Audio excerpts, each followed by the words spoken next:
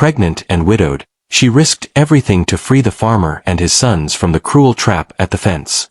Blood stuck to the ropes as the three figures hung helplessly from the fence like scarecrows of death. The smallest boy was unconscious. His face was burned by the scorching sun. "No one will find you here," the bandits' words still echoed. Elira felt her stomach tighten. The lost child inside her seemed to whisper, but she didn't know that her rescue was the beginning of something much bigger. The smell of burnt flesh and death hung heavy over Dan Hollow as Elira Madge spotted the black columns of smoke on the horizon. Her hand instinctively slid over her empty belly, where a little life had grown 3 weeks ago. The child she would never know, the child who had died with her husband Samuel when cholera swept through their small ranch. "God damn it," she whispered as her horse danced nervously beneath her. Every instinct told her to turn back, not to meddle in other people's business. In this godforsaken wilderness, only those who had their own problems survived. But the columns of smoke reminded her of that terrible morning when she had found Samuel in bed, cold and stiff, his lips blue from the disease, of the stench of fever that had hung in her cabin for days, of the tiny grave she had dug with her own hands. Elira urged her horse on. "Just one look," she murmured. "Just once." The sun beat down mercilessly on her back as she rode across the parched hills. Her water bottle was almost empty, her lips cracked, but she rode on, driven by a mixture of curiosity and a dull despair that had tormented her for weeks. The ranch house came into view, or what was left of it. The beams jutted into the sky like broken bones. Dead cattle lay scattered across the yard, their bodies already picked at by vultures. The sweet stench of rotting flesh filled her nostrils. Elira stopped her horse and dismounted. Her boots crunched on the ash-covered ground. Silence. An oppressive, unnatural silence, broken only by the occasional cawing of a vulture. Then she heard it. A faint moan. Her heart began to race. She drew her colt and crept cautiously toward the main fence. There, tied to the rough wooden posts, she saw 3 figures bound to the fence like scarecrows. A man, obviously the father, hung unconscious between 2 posts. His face was a mass of blood and swelling, his clothes torn. His breath came in weak, rattling gasps. Next to him were 2 boys. The older one, perhaps 12 years old, had his eyes open and stared at her with a mixture of hope and fear of death. His younger brother, barely 8 years old, hung limply. His little head was tilted to one side. "Help!" croaked the older boy in a voice that was more air than sound. "Please." Elira lowered her weapon. The ropes that bound her were so tight that they had cut deep, bloody gashes into her wrists and ankles. "How long have they been hanging here?" "Hours, a whole day." "Who did this?" she whispered, even though she already knew the boy was too weak to answer. She looked around. There were no traces of the attackers, but the message was clear. This was a warning, a cruel display of power intended to intimidate anyone who passed by. Elira took out her knife. Her hands trembled slightly, not from fear, but from a rage she had been burying inside her for weeks. These men, whoever they were, had tortured innocent people. "Kids, I'll get you out of here," she said firmly to the older boy. "Hang in there." She began to work on the ropes around her father's wrists. The hemp rope was thick and coarse, knotted like a sailor's knot. Whoever had done this wanted to make sure no one could escape quickly. The knife slowly cut through the first fibers. Drops of warm blood fell onto her hands. The man's blood, but also her own, where the rough rope had grazed her fingers. "Don't give up," she muttered, more to herself than to the prisoners. "Don't give up." Finally, the ropes around his wrists gave way. The man leaned forward. His weight pulled on the shackles around his ankles.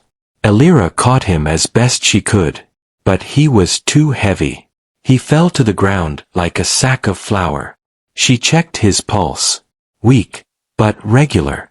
He was still alive. The older boy looked at her with large, pleading eyes. "My brother," he croaked. "Tommy. He hasn't moved since this morning." Elira glanced over at the little boy. His skin was pale, almost gray, but she could see his little chest rising and falling. He was still breathing. She had to act fast. The sun was already low, and in the desert, the night could get deadly cold. Besides, the attackers could return. "What's your name?" she asked the older boy as she worked on his shackles. Jake, he stammered. "Jake Morrison. That's my partner. Dan Morrison and my little brother Tommy." "I'm Elira," she said. "Elira Max, I'll get you all out of here." But even as she said it, she knew it was a lie. She had only one horse, she was alone. And transporting 3 unconscious or semi-conscious people over several miles was impossible. She would have to make a choice. The ropes around Jake's wrists gave way and he fell forward. Elira caught him and he clung to her like a drowning man. "Thank you," he sobbed. "Thank you, I thought we were going to die." "You won't," Elira said with a certainty she didn't feel. "Not today." She looked at the 3 men, the unconscious father, the exhausted Jake, and little Tommy, who was still hanging limply from the fence. An impossible choice lay ahead, but for the first time in weeks, she felt a spark of something she had almost forgotten. Purpose. Elira freed Tommy last, and the little boy fell lifelessly into her arms. His skin was hot with fever, his breath barely audible. She pressed her ear to his little chest. His heart was still beating, but weakly and irregularly. "Tommy!" Jake cried desperately, crawling over to them. His legs were so weak he could barely stand. "Tommy, wake up!" The little boy didn't move. Elira felt his pulse. Too weak, too fast. Dehydration, heat stroke, maybe worse. "He needs water and shade," she said immediately. Her horse stood about 20 meters away, nervously chewing on the withered grass. She looked back and forth between the 3 helpless men. The father, Dan Morrison, lay unconscious in the dust. Jake could barely sit, let alone walk. And Tommy could die if she didn't act quickly. "Jake," she said seriously, "can you stay with your father? I have to get Tommy to my horse. I have water there." Jake nodded weakly. "But what about Pa, and what if the men come back?" Elira looked toward the horizon. Still no sign of horsemen. But the tracks in the dust were still fresh. The attackers could return at any moment. Tell me in the comments where you're watching from, and don't forget to leave a like. She lifted Tommy up. The boy was lighter than she had expected, too light for his age. His ribs poked through his thin skin, and she could feel every vertebra in his spine. This family had been starving long before the attackers came. "I'll be right back," she promised Jake. The walk to her horse seemed like an eternity. Tommy's head hung limply against her shoulder, and she could feel his weak breathing on her neck. Every step kicked up dust that scratched her throat. Her horse, a brown mare named Sage, whinnied nervously as she approached. Sage sensed the danger. Horses could smell violence and death. "Calm down, girl," Elira murmured. She took her water bottle from the saddlebag and held it to Tommy's lips.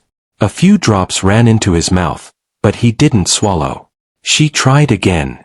This time she dripped the water more slowly. Tommy's throat moved slightly. He swallowed.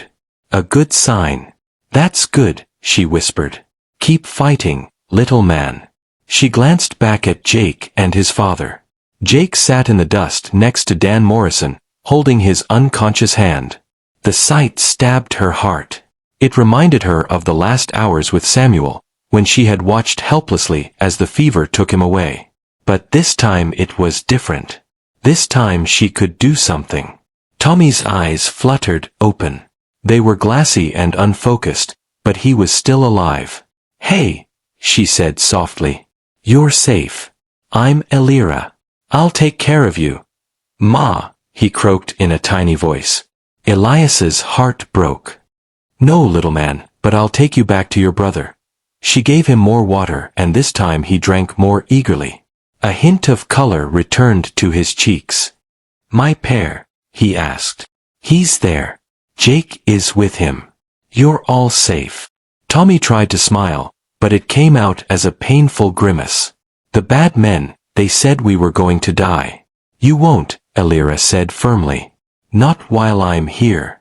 She looked at the sun. Maybe 2 hours of daylight left. Not enough to get all 3 men safely to the next town. But maybe enough to at least get them away from this cursed place. Tommy grew heavier in her arms as his strength returned. She helped him sit up and he drank more water. Can you walk? She asked. He nodded weakly and tried to stand up. His legs trembled, but he managed to stay on his feet. Good. Let's go back to your brother. Hand in hand, they walked back to Jake and Dan Morrison. Jake's face lit up when he saw his little brother walking toward him. Tommy, you're awake. The 2 brothers embraced, and for a moment, Elira forgot the danger around them. That embrace, that pure love between siblings, was what made it all worth fighting for. Dan Morrison groaned and moved weakly. His eyes opened slightly. Dad! Jake cried. Dad, you're awake. Dan tried to speak, but only a hoarse croak came out. Elira knelt down beside him and gave him water. He drank greedily, and after a few minutes he was able to whisper. My boys, he croaked. We're here, Jake said, taking his father's hand. We're all here.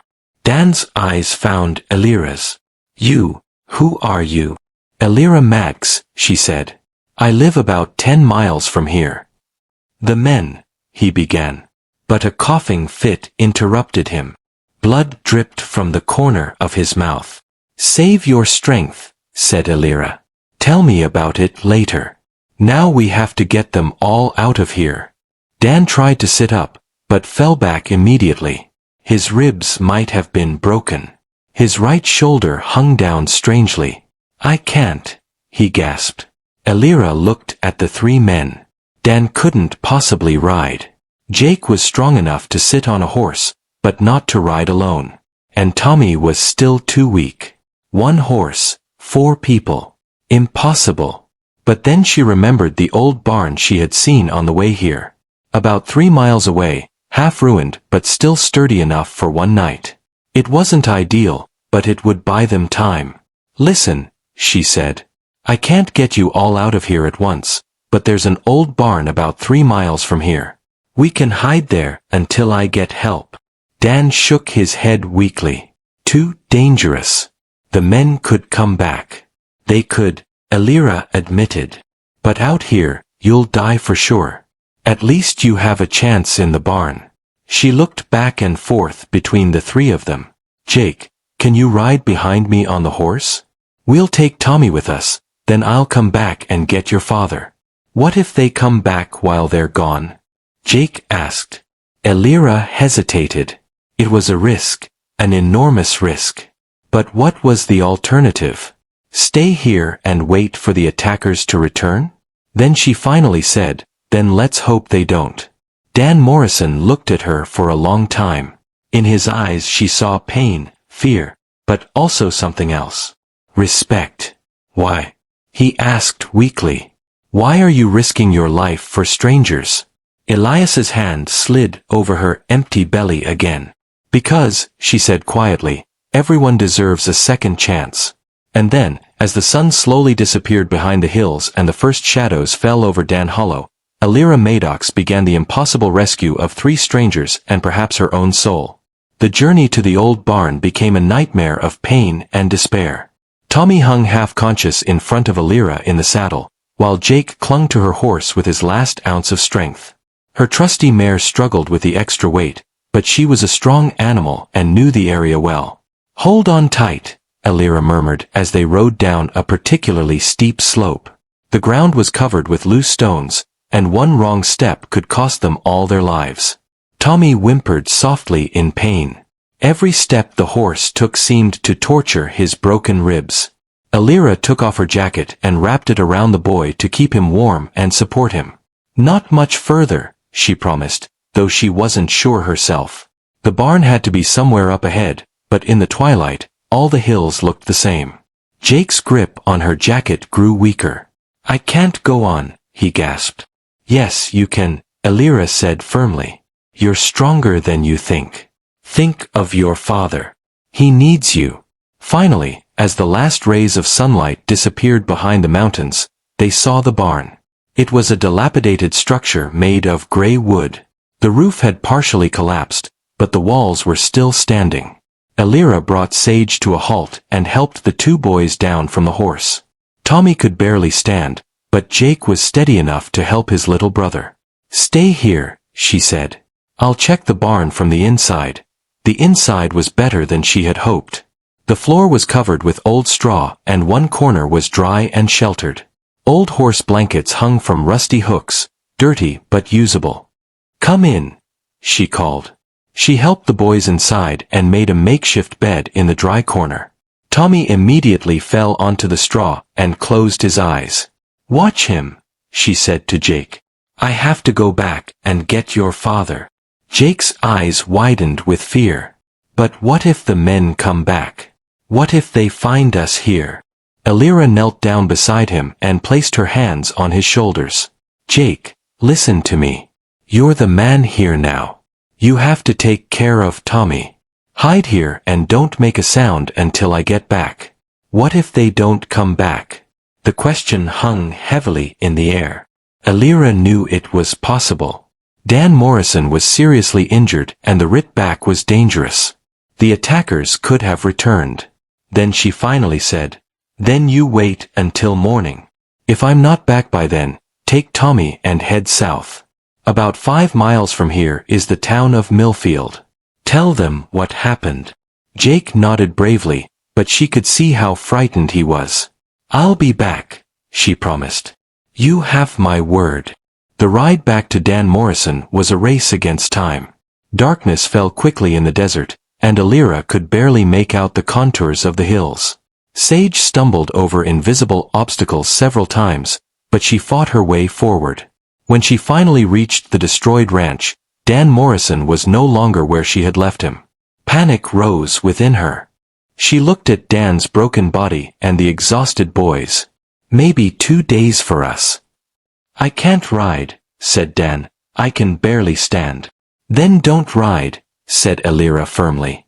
"Jake can ride, and so can Tommy if he sits with his brother. I'll lead the horse on foot and they'll lie across the saddle." Dan shook his head. "That's crazy. They can't walk 20 miles on foot while leading a horse." "Yes, I can," said Elira with a strength in her voice that surprised her. "And I will." Tommy had woken up and was listening to the conversation. His eyes were still weak, but he was conscious. "Will the bad men find us?" he asked in his little voice. Elira knelt down beside him and took his small hand in hers. "Not if we're smart," she said, "and not if we stick together." She helped the family prepare for the journey. Dance's condition had worsened overnight. His skin was hot with fever and his breathing was shallow, but he was conscious and determined. "Miss Maddox," he said as they hoisted him onto Sage's back. "Why are you really doing this?" "The truth." Elira paused. The truth was complicated. The truth was that since Samuel's death, she had been searching for a reason to go on living. The truth was that this family had given her something she had almost forgotten: hope. Because, she finally said, everyone deserves a family. And sometimes families aren't just made by blood. Jake climbed onto the horse behind his father and pulled Tommy in front of him. It was tight, but all three of them managed. "Ready?" Elira asked. The Morrisons nodded, and so began the most impossible journey of Elias's life. 20 miles through hostile terrain, on foot with 3 injured people in tow and Rufus Cotter's gang somewhere behind them. But for the first time in weeks, Eliara didn't feel alone. She had a family to protect, and she would risk everything for them. The sun rose higher as they left the dilapidated barn and set off into the wilderness. Behind them lay only death and destruction. Ahead of them lay the unknown. But Elira Maddox kept going, step by step, with a newfound determination she hadn't felt since Samuel's death. She had found a purpose, and that was worth more than all the safety in the world. The first day of the journey was hell on earth. Elia's feet were already bleeding after the first 5 miles. Her boots, made for riding, chafed with every step. But she kept going. She held Sage's reins tightly in her hands while the Morrison family swayed on the horse above her. Dan's condition was steadily deteriorating. His fever rose and he began to hallucinate. Sometimes he muttered the names of people who had long since died. Sometimes he called out for his deceased wife, Mary. "Ma's in heaven," Jake said gently when his father called out for Mary again. "Remember." Tommy clung to his big brother and cried softly from exhaustion. The little boy was brave, but he was still so young and this journey was too much for him. "Can we take a break?" Jake asked after about 6 hours. "Tommy needs to throw up." Elira brought Sage to a halt. They were in a small ravine between two red rock walls, not ideal for a rest, but they had no choice. She helped Tommy off the horse. The little boy immediately fell to his knees and vomited. Elira gently rubbed his back. "It's okay," she murmured. "You're brave. You're so brave." Jake also dismounted and examined his father. Dan's eyes were closed, but he was still breathing. "His fever is getting worse," Jake said worriedly. "What if he dies?" "He won't," Elira said with a conviction she didn't feel. "We're almost there." It was a lie. They were still at least 10 miles from Devil's Rest. But Jake needed hope. She gave the boy water and the last piece of jerky. Her own stomach growled with hunger, but the children needed it more. "Mrs. Maddox," Tommy said in his tiny voice. "Tell us about the cave. Is it really safe?" Elira sat down next to him on the rubble. "Your Uncle Samuel found it during an exploration tour. It's hidden deep in the cliffs and the entrance is so narrow that you can only see it if you know exactly where to look. And the bad men won't find us there." "No," said Elira gently. "They won't find us there." Jake listened, but his eyes were old for his age. "Miss Maddox, what happens after the cave? We can't stay there forever." It was a good question, one that Elira didn't have an answer to. "One thing at a time," she said finally. "First we'll get your father to safety, then we'll see." They continued their journey. The sun was now so hot that Elira could hardly breathe. Her feet were raw and bloody, her throat parched, but she kept going. Around noon, they heard it again. Hoofbeats. Elias's blood ran cold. She quickly darted into the rocks. She dragged Sage behind a large boulder. The Morrison family was still on horseback. Jake held Tommy's mouth shut to keep him from speaking. 4 riders came over the hill. Kata wasn't with them, but Elira recognized 2 of the men from that morning. The other 2 were new, tough men with scars on their faces and weapons at their sides. "The tracks lead here," said one of the men, pointing to the ground. "They're not far." Elira looked at her own footprints in the dust. They were clearly visible along with Sage's hoofprints. A blind child could have followed them. "Let's split up," said another man.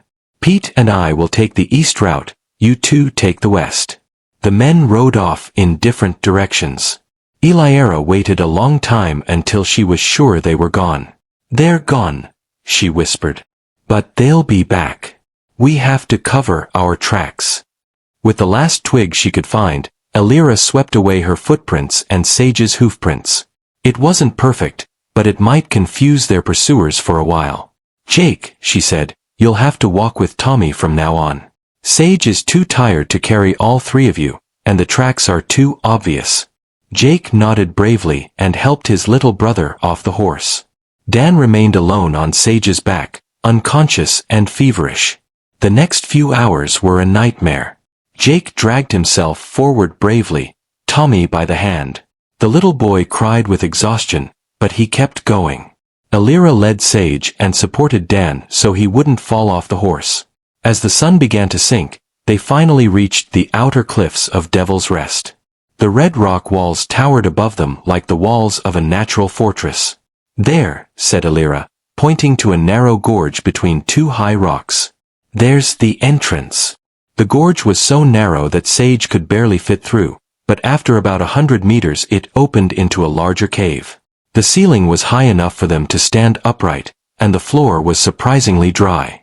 "This is it," said Elira. "Devil's Rest." Jake helped her lift his father off Sage's back and lay him on the cave floor. Dan was now completely unconscious. His breath came in weak, rattling gasps. "Is he going to die?" Tommy asked, his eyes wide. Elira knelt down beside Dan and felt his pulse. It was weak but steady. His skin was burning hot. "Not if I can help it," she said. She used the last of the water in her bottle to wash Dan's face and bring down his fever. It wasn't much, but it was all she had.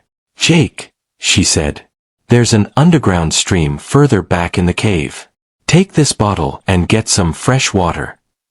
Jake took the bottle and disappeared into the darkness of the cave. Tommy crouched next to his unconscious father and held his hand. "Dad," he whispered, "please wake up. Please don't die." Elira sat down next to him. "Your father is a strong man," she said gently. "He'll fight like my mom?" Tommy asked. Mom was strong too, but she still died. Elias's heart broke for this little boy who had already experienced so much loss. "Sometimes," she said quietly, "we can't save everyone. But that doesn't mean we stop trying." Jake returned with the water and Elira slowly gave Dan small sips. He swallowed reflexively, which was a good sign. "Miss Maddox," Jake said, "what do we do if Dad dies?" "Tommy, and I don't have anyone else." Elira looked at the two boys. Jake, brave and grown-up beyond his years. Tommy, so small and vulnerable. Both without a mother, possibly soon without a father. "Then," she said with a determination that surprised her, "then I'll make sure you still have a family." Outside, it was getting dark, and somewhere in the distance, they heard hoofbeats again. Kota's men were still searching. But here in Devil's Rest, in the safety of the natural fortress Samuel had found, Eli felt calm for the first time in days. She had brought this family this far, she would continue to protect them, whatever the cost. Dan Morrison awoke at dawn on the third day with clear eyes. Elira, who had watched over him all night, felt a wave of relief wash over her. The fever had broken, his breathing was steady, and for the first time since his rescue, he looked like he was going to survive. "Water!" he croaked. Jake, who had fallen asleep next to his father, woke up immediately. "Dad, you're awake," Jake said. Dan's voice was weak but clear. "Tommy, where are we?" "You're safe," Elira said, handing him the water bottle. "In a cave in Devil's Rest Cliffs. You were unconscious for 3 days." Dan drank greedily, then looked around the cave. The faint light of morning filtered through the entrance and illuminated the red rock walls. "You brought us all here?" he asked incredulously. 20 miles. "Miss Maddox walked," Jake said proudly. "The whole way, and she protected us." Dan's eyes found Elias. They were filled with gratitude that words could not express. "Miss Maddox, Elira, I don't know how I can ever thank you. She just said that she needed her boys to get well." Tommy, who had been awakened by the voices, crawled over to his father. "Dad, you didn't die." Dan laughed weakly and pulled his youngest son close. "No, my boy, I'm not dead. Not yet." Eliara stood up and went to the cave entrance. Her feet were still sore, but the pain had become bearable. She peered through the narrow opening to the outside. "Do you see anything?" Dan asked. "No," she said, "but that doesn't mean they're not there." In the last 3 days, she had seen riders in the distance twice. Kota's men were methodically searching every ravine, every cave. It was only a matter of time before they found Devil's Rest. "We can't stay here forever," Dan said, as if he had read her mind. "Our food is running out, and sooner or later they'll find us." He was right. They only had enough provisions for 2, maybe 3 days. And although the stream in the cave provided them with water, they would starve if they didn't come up with a plan soon. "There is a way," Elira said slowly, "but it's dangerous." The family listened attentively. About 5 miles from here, on the other side of the cliffs, lies the town of Cedar Ridge. It's bigger than Millfield and it has a real sheriff, one who isn't in Kota's pocket. "Sheriff Brannan," said Dan, nodding. "I know him. An honest man. But how are we going to get there? Kata's men will be guarding all the roads. Alira had thought about that. There's an old miner's trail that leads over the cliffs. Samuel showed it to me once. It's dangerous. One wrong step and you'll fall 100 meters to your death. But Kata probably doesn't know about it. Jake shuddered. 100 meters. It's our only way, Alira said. Besides, I know the trail. I've walked it once with Samuel. Dan tried to sit up and grimaced in pain. His ribs were still broken. I can't climb, he said honestly. With these injuries, I'd put you all in danger. Then don't come with us, Alira said firmly. I'll take Jake and Tommy to Cedar Rickhead. You get the sheriff and reinforcements. Then come back and get them. No, said Danf. I'm not letting my boys go alone. You're not going alone, said Alira. You're coming with me. Jake stood up and put a hand on Alira's shoulder. Miss Maddox is right, Pa. We can do this. And you have to stay here and get well. Tommy nodded eagerly. Yes, Pa, we're brave like you. Dan looked back and forth between his sons and Alira. Love and fear fought in his eyes. If anything happens to them, he began. It won't, Alira interrupted. You have my word. They spent the rest of the day preparing for the journey. Alira showed Jake how to tie knots that would help with climbing. She divided up the remaining food, most of it for Dan to keep his strength up while they were gone. Tommy practiced walking on rocky ground. Despite his young age, he was surprisingly skilled and brave. You remind me of someone, Alira said to him as he climbed over the boulders in the cave. Who? Alira thought of the child she had lost. The little life that never had a chance to grow. Someone special, she said quietly. As the sun set, they said goodbye to Dan. The strong man cried as he hugged his sons. Take care of each other, he said, and do everything Miss Maddox tells you. We will, Jake promised, and come back, Dan added, his voice breaking. Come back, no matter what. Alira led the two boys out of the cave into the cool night air. The moon was bright enough to light the way, but dark enough to hide them from prying eyes. Ready? She asked. Jake and Tommy nodded bravely. And so began the most dangerous part of their journey, a nighttime climb over deadly cliffs with two children trusting her to lead the way. But Alira Maddox was no longer the broken widow she had been a week ago. She was a woman with a purpose, a mission. She had a family to save, and she would not fail. The miner's path was even narrower and more dangerous than Alira remembered. The narrow ledge of rock wound along the cliff face, sometimes only a meter wide, with an abyss that seemed endless in the darkness. One wrong step would mean certain death. Jake walked directly behind Alira, his small hand clutching the rope she had tied around her waist. Tommy brought up the rear, also secured by a rope, but his short legs struggled to keep up with her pace. Don't look down, Alira muttered for the 100th time. Just concentrate on the next step. They had already been walking for 2 hours and the most dangerous part was still ahead of them.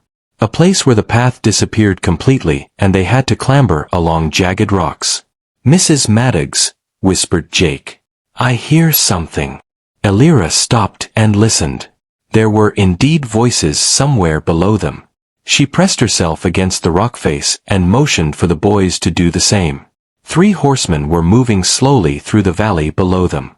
Their torches cast dancing shadows on the rock walls. He's here somewhere, she heard a rough voice say. Boss, he's definitely hiding in the cliffs. Too many caves, replied another voice. It could take weeks to search them all. Eliara waited until the riders had passed before continuing. But now she knew that time was against them. Kata's men would find Devil's Rest sooner or later. Keep going, she whispered. We have to move faster.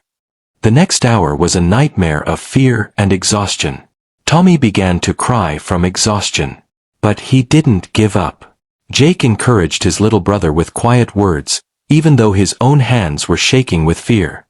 Finally, as the first lights of dawn appeared on the horizon, they reached the end of the path. Before them lay a gentle slope leading to the outer buildings of Cedar Ridge. "We made it!" Jake gasped in disbelief. Tommy fell exhausted onto the grass and began to cry, this time with relief. Elira hugged both boys. "You were so brave," she said, "so incredibly brave." Cedar Ridge was already awake when they reached the main street. Workers were going to their jobs, shops were opening their doors. The normal life of a peaceful town, so different from the violence and fear they had left behind. The sheriff's office was a solid stone building at the end of Main Street. Sheriff Brannon was already sitting at his desk drinking coffee when Elira came in with the two boys. "My God," he said, jumping up. "Jake Morrison. Tommy, what are you doing here? And where's your father?" "Sheriff Brannon," Jake said breathlessly. "Cotter's gang attacked our ranch. They tied up Pa and us and left us for dead. Miss Maddox saved us." Brennan's face darkened. "Rufus Cotter." He looked at Elira. "And you're Elira Maddox," she said. "I live about 3 miles from here in Dunbar Hollow." "Tell me everything," said Bran, offering them chairs. Elira recounted the whole story, from their rescue to their escape to Devil's Rest. Brannon listened intently. His face grew darker with every detail. "Cotta has gone too far," he said finally. "This is torture, attempted murder." He stood up and took his rifle from the wall. "I'll put together a posse. We'll ride out today." "Dan Morrison is badly injured," warned Elira. "He needs a doctor." "Doc Williams will come with us," assured Brennan. "And I'll bring a dozen good men. Cotter won't be up to his old tricks much longer." Elira felt a wave of relief wash over her. Finally, there would be justice. Finally, someone would stop Cotter. "Miss Maddox," Brennan said, "what you did to save 3 people, alone against Cotter's gang, that was very brave." "I had no choice," Elira said simply. "Yes, you did," Jake said suddenly. "You could have kept riding. You didn't have to get involved. But you helped us anyway." Tommy nodded eagerly. "She's like an angel," he said in his little voice. "A guardian angel." Elias's eyes filled with tears. For the first time since Samuel's death, she didn't feel like a broken, useless widow. She felt strong, useful, loved. Brennan quickly organized his men. Within an hour, 12 armed horsemen were ready, along with Doc Williams and a pack horse loaded with medical supplies. Tommy told Elira, "You stay here in town at Miss Henderson's hotel. You'll be safe there." "But we want to come with you," Jake protested. "Pa is our father." "That's exactly why you have to stay here," Elira said firmly. "Your father would never forgive me if anything happened to you." The boys reluctantly understood. They hugged Elira tightly. "Will you come back?" asked Tommy with wide eyes. "Welcome back," promised Elira. "With your father." The rescue expedition rode out of Cedar Ridge as the sun reached its zenith. Elira led the group back to Devil's Rest on a more direct route that only she knew. Sheriff Brannon rode beside her. "Mr. Maddox, I have to tell you, what you did was extraordinary. Most people in this area are too afraid of Cotter to do anything. Fear makes people prisoners," Elira said. "Sometimes you have to take the risk." As they approached Devil's Rest, they heard gunshots. "Damn it," Brannon cursed. "They found him." Elira urged her horse on. Through the rocks of the cliffs, she could see smoke rising, not from a campfire, but from gunpowder. They reached Devil's Rest just in time to see 4 of Cotta's men surrounding the cave. Shots rang out from the rock walls and she could hear Dan Morrison's voice shouting back from inside the cave. "Come out, Morrison," yelled a familiar voice. Rufus Cotter himself had arrived. "You can't stay in there forever, and you can go to hell, Cotter," Dan replied in a weak but defiant voice. Brannon signaled to his men. They surrounded Cotta's position on 3 sides. "Rufus Cotter," Brannon called out in a thunderous voice. "This is Sheriff Brannon speaking. You are surrounded. Surrender." The shooting began immediately. Cotta's men opened fire on Brann's troop, but they were outnumbered and in a bad position. Elira slid off her horse and crawled toward the narrow entrance to Devil's Rest. Dan called out to her, "Dan, are you hurt?" Elira's astonished voice came from the cave. "You've come back. Help!" she cried back. "Keep your head down." The battle did not last long. Kata's men were good shots, but Brennan's troops were larger and better positioned. One by one, the bandits surrendered or were killed. Rufus Cotter himself fought to the end. He entrenched himself behind a large boulder and fired wildly around him. "You damn bitch!" he shouted at Elira when he saw her. "You ruined everything." Brannan took careful aim and shot Cotter in the shoulder. The bandit fell to the ground. His weapon flew away. "Rufus Cotter," Brannan said as he walked over to the wounded man. "You're under arrest for attempted murder, assault, and terrorizing civilians." Cotter spat blood. "That won't do you any good," he gasped. "I have friends, influential friends." "Not anymore," Brennan said coldly. "The federal marshal is coming next week. He'll be very interested in your activities." Doc Williams rushed into the cave to Dan Morrison. Elira followed him, then lay on the cave floor, but he smiled weakly when he saw her. "You came back," he said. "I knew you would." "How are you?" asked Doc Williams, examining Dan's injuries. "Better," said Dan. "Much better now that I know my boys are safe." "They're safe," assured Elira. "They're waiting for them in Cedar Ridge." Doc Williams rebandaged Dan's wounds and gave him painkillers. "They need rest and proper medical care," he said, "but they will make a full recovery."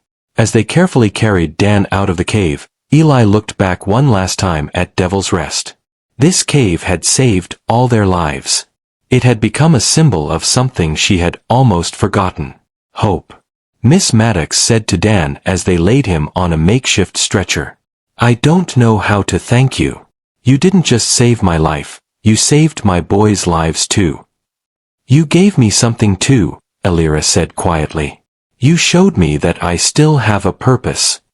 Brannan came over to them. "Cotter and his surviving men are tied up," he reported. That was the end of his gang.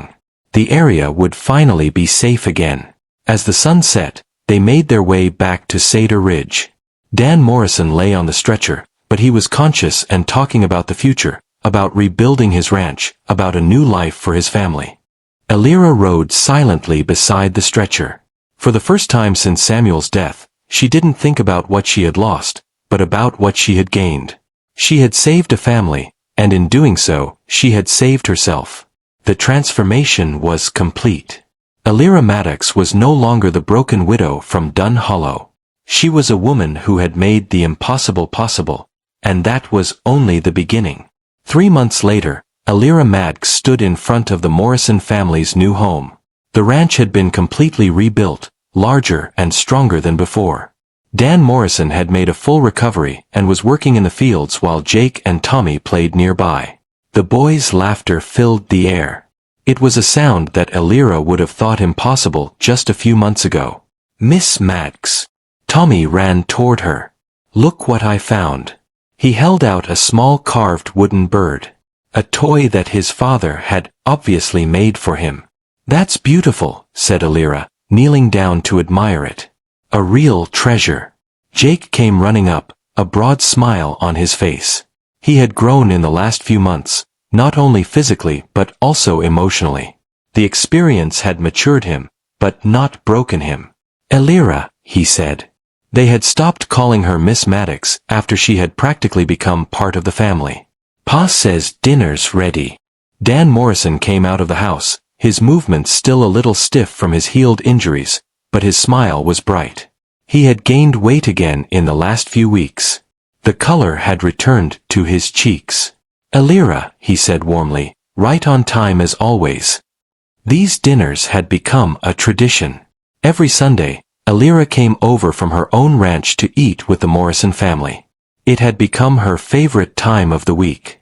The house itself was a testament to resilience. Where once there had been only ashes and destruction, now stood a cozy home. The walls were made of solid wood. The roof was strong enough to withstand any storm. How's business? Elira asked as they sat down to eat. Better than ever, Dan said proudly. After Sheriff Brannon published Kata's story in the newspaper, all the honest farmers in the area want to do business with us. They know we won't be intimidated. The story of their rescue had spread like wildfire. Elira had become a local legend overnight, the widow who had fought and won against an entire gang of bandits all by herself. And you? Dan asked. How are things going on your ranch? Elira smiled. Good, very good indeed. It was true. Her little ranch was thriving like never before. Partly because of the new business connections she had gained through the Morrisons, but mainly because she had found a purpose in life again. Tommy climbed onto her lap. Elira, tell us the story of Devil's Rest again, he begged. You know it by heart, Elira laughed. But we like hearing it, said Jake, especially the part where you saved us. Elira began to tell the familiar story, but this time it felt different. Not like a painful flashback, but like a story of triumph, a story about how people can find light in the darkest moments. After dinner, they all went outside to watch the sunset. The red and golden rays of the setting sun painted the hills of Danba Hollow in warm colors. Elira, Dan said quietly as the boys played nearby. I need to tell them something. She looked at him expectantly. This family, we would be nothing without them. They didn't just save our lives, they gave us a future. And they gave me something too, Elira replied. A family. Dan nodded slowly. That's what I wanted to say. You're not just a friend to us, Elira. You're family. Real family. Tears welled up in Elira's eyes. Family, the word she had longed for so long. Tommy ran over to them. Elira, look, he cried, pointing to the sky. The stars are coming out. Indeed, the first stars were visible in the darkening sky. Elira lifted Tommy up and showed him different constellations. There's the Big Dipper, she said. And there's the North Star. My late husband Samuel taught me how to find them. Where is Samuel now? Tommy asked with the directness of a child. Elira looked up at the stars. In the stars, she said gently. He's watching over us all. Jake came over to them. Elira, do you think Ma is in the stars too? I'm sure she is, said Elira, and I think she's very proud of her two brave boys. Later, when it was time to go, the boys hugged Elira tightly. Will we see her again next week? Tommy asked. Of course, Elira promised. I'm not far away, just a ride away. Dan accompanied her to her horse. Elira, he said, have you ever thought about moving closer? I mean, your ranch is beautiful. But it's lonely out there. Elira thought for a moment. Sometimes, she admitted, but then I remember that Samuel and I built this land together. It's still our home. I understand, said Dan. But remember, you have a home here too, whenever you want it. As Elira rode back to her ranch through the warm night, she thought about the last few months.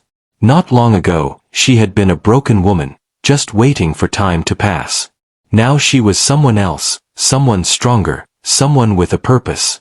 She thought of Samuel and the child she had lost. The pain was still there, would probably always be there, but now it was accompanied by something else, by love, by family, by hope. When she reached her ranch, she paused for a moment in front of the small grave behind the house. She had planted flowers on it, and they were now blooming in the warm night. I know you would have been proud of me, she whispered. I found a family, Samuel. A family that needs us. A gentle breeze blew through the trees, almost as if Samuel were answering her. Elira went into her house, which was no longer empty and silent. It was full of memories of new friends, full of plans for the future, full of life.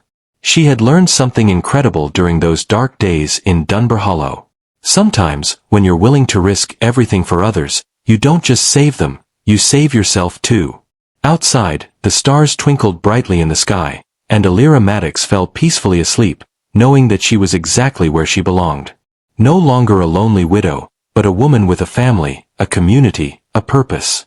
She had found her way out of the darkness, and she would never walk that path alone again.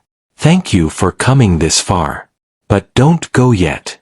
There's another exciting story on the screen next door. Click subscribe to the channel and share. I'll be waiting for you there.